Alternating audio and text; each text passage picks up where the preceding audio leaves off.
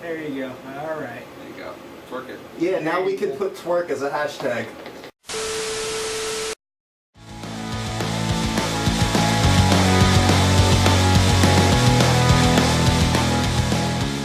All right, here we go. We're calling in the ADO80s. Hello? Hello. What's going on, guys? Hello. Not much. How's it going? How's it going, everyone? It's going good. All right. Sweet. Awesome, dude. So I'm just gonna ask you some very generic questions just to start off. So members, names, and positions. You guys want to introduce yourselves? Let's do it. We'll start over here to my right. This is... I am Paul, and I play the drums. Awesome, Paul. I'm John, and I play bass. John, you sound sexy. I'm Dave, and I play guitar. I'm Mike, and I play guitar and sing, and Dave also sings as well. Awesome. And so, how did you guys, meet up and meet each other for the first time? Like, who was the initial, people that got together and said, "Hey, we're gonna start this band"? And did you know that it was gonna be called the ADO80s? Well, funny story. I met Mike because back in high school, this Asian dude tried to touch my dick in church. All right, he grabbed me by the leg, and Mike was like, "Wow, that's some crazy shit." And that's how we became friends. And then, yeah, in 2012, we're just like, "Hey, let's write some music." And then, we found these guys. So you guys met in church? Well, yeah, but basically, we all played in other bands during high school and stuff, and then after high school, our bands kind of broke up, and Dave and I went to the same college, and we were like, hey, let's write music again. Hell yeah, dude. So, what is the story behind your logo? How'd that even come up into play? Alright, well, as everyone often confuses our band name for the Boobies, we're called the ADO80s, and I thought it would be hysterical if we had a girl, flashing her ADO80s, but it's not her boobies, it's our logo instead of her tits hanging out. And I have no artistic ability as far as drawing, but Dave is actually a tattoo artist. So I told him, hey dude, this is my idea, and then he did all the drawing for it. So basically we just wanted it to be a double entendre. We wanted to show her boobies, but not really show her boobies. Right. So when people are looking at you guys on a chart or just let's say on a CD or something, when they can just see your name and no picture with it. Now, do you want people to initially see you as the ADO80s or as the Boobies, or does it not matter, whatever? I mean, Any exposure is good exposure, I think. Any exposure, I think, is good exposure to us, but definitely the ADO80s. Yeah, the real reason behind the whole band name and the logo and everything was just to stand out a little bit. Hell yeah, it definitely does. I love it, dude, honestly. We didn't want to come up with some generic name or anything, and so we kind of had fun with it. Definitely. So this is a kind of an interesting question, what's been the most surprising thing to you guys about being in a band, Is it what you guys expected initially? I expected women flocking over us and getting laid all the time, but it's actually the complete opposite. It's very false. I'm sure that's still happening. fuck, I don't know, what's the craziest thing or that we didn't expect? I mean... Or a surprising thing. Yeah, I mean, just talking to you right now. That's pretty cool. Really? Wow. Phil, thank you, man. That means a lot to me.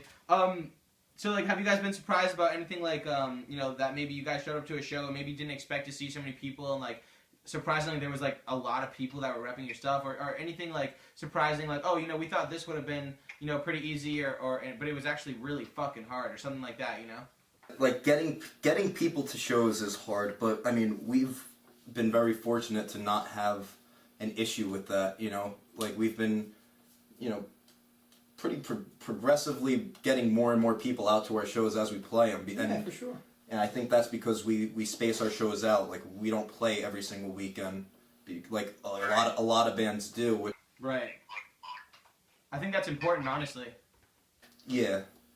And Mike got mobbed at the gym the other day. Yeah. Some girls came up to me at the gym and they're like, "Oh my God, you're in the 80 Really, dude? No way. They all had our EP. You must have felt like kind of cool, like, you know, on some sort of level. You must have been like, wow, that's pretty surprising.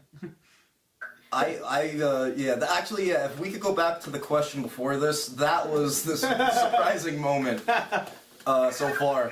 That's a great answer for that. Yeah. That's great. No, I love that. This is another personalized question by Shannon. She wanted to ask you straight up, what's the story behind your high heart to fart underwear?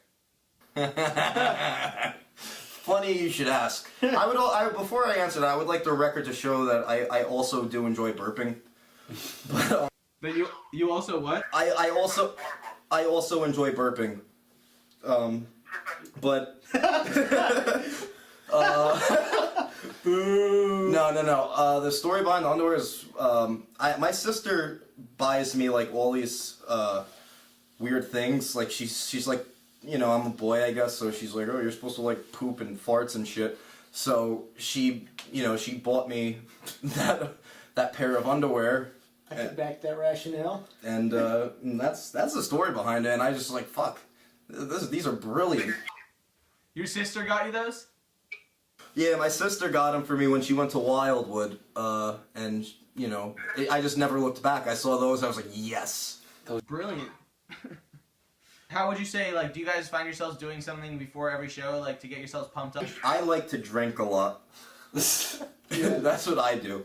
What do you do, Paul? I just blow. I just pretty much drink a lot of energy drinks to get myself pretty hyped up. John? I don't know. I guess feed off the other bands that are playing, the people that are there. The environment.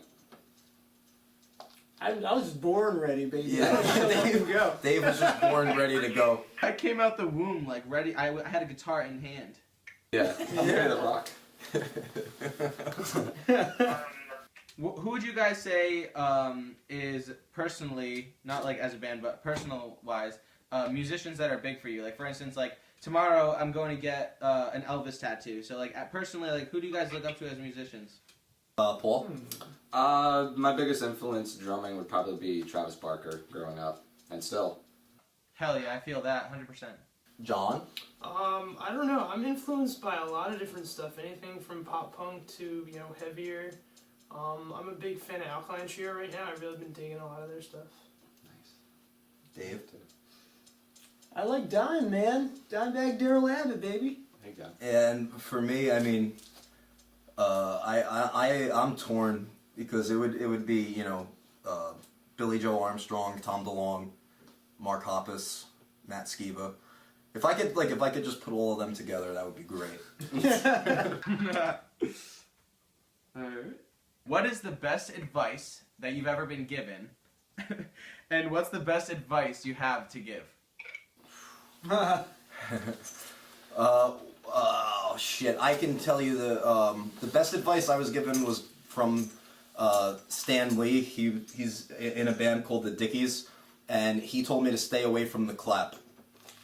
And that's like 100% true. Like I have documented paperwork autographed to prove that. Wait, you mean Stan Lee, the guy who writes the comics? No, not a different one. Not Stan Lee, right? And the best advice I have to give is, you know, keep them laughing, have fun.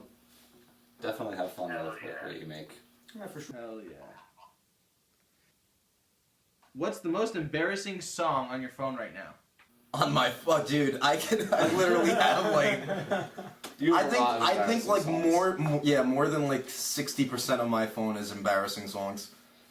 You But definitely have Backstreet Boys. I do. I have the entire Millennium Backstreet Boy album. I have No Strings Attached by NSYNC. I have almost Britney Spears' entire discography. Oh There my you go. God. I like it. So I think I take the cake for the band. I think between me, like we're all pretty embarrassed. We're embarrassed for Ricky you. Martin in there. Yeah, Ricky Martin's in there. If you could tour with any band, who would you say? I mean, I could say hands down. I'm pretty sure it would be Blink. I'd say like a Muir, right? Would be like. Oh, come on, fuck, dude. No, it would definitely be Blink. Yeah, probably. Blink. Yeah, yeah. I don't know. Green Day would be fucking cool. Blink or Green Day, but I mean, Green Day would just be like so much better than us, so we would, you know, like at least Blink we could be like on par as far as live performance goes. Yeah, I mean, if I ever like, I feel like I'd pick Green Day over Blink if I knew Billy Joe was gonna like freak out like he did. That was pretty awesome. Oh yeah, well actually, a funny story. That's what our song "One Fucking Minute" was inspired by. Billy Joe melting down. That's why it's called "One Fucking Minute." No way! That is awesome. Yes way! Just don't tell him that. Yeah, because we were actually gonna put like in the beginning, because instead of doing like we have that whole like porn sample where like her grandma's getting fucked, but we were gonna put a sample of Billy Joe saying "1 fucking minute." I'll show you what 1 fucking minute means, but instead we did the other thing because we didn't want him to, God forbid, hear it and be like, "Wow, I hate these fucking guys," because we actually really do adore him. Why should people check out your band? Because we're fucking awesome. No, I mean, no, don't cut that. Don't put that. No, I don't. Fuck. Why wouldn't people check out? Or no, don't put that in either. That was so good.